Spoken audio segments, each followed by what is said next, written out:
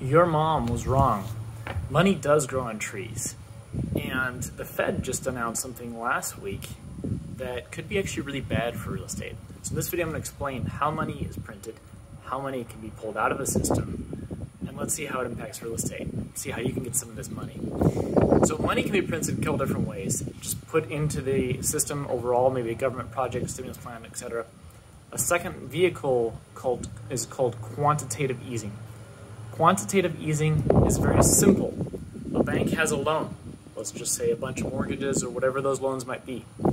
The federal government creates money, okay, and they buy those loans. The money actually doesn't actually enter the circulation necessarily, but it frees up a lot of the money that the bank already has now to go out and buy more loans or essentially be more competitive in that lending space. This reduces the cost for you and for me to get things like mortgages, to get loans for small businesses, etc.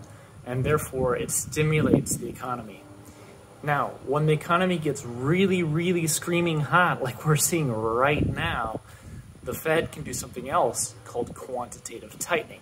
This is where they take some of those loans that they bought, those assets that they bought, and they start to sell them back into the market. So the Fed just announced last week that they're going to be selling $95 billion worth of loans back into the market. Now the banks have a choice.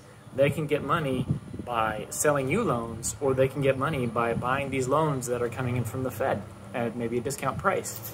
And so what this does is they're more biased often to buy some of those loans, therefore your interest rates go up more as there's less competition in the market to serve you that lower rate. By raising rates, we see the market start to cool down. Things like real estate will at least stop rising in price and may slow down a little bit. So this is what we're seeing, and we're going to see more of this in May. May is when they announced this. They're planning on increasing the interest rate another 0.5%, and they plan on taking $95 billion back out of the economy. So money that was put in, mind you, is a lot more than $95 billion. $95 billion, maybe, I don't know, 1% of what was actually put in is getting pulled out.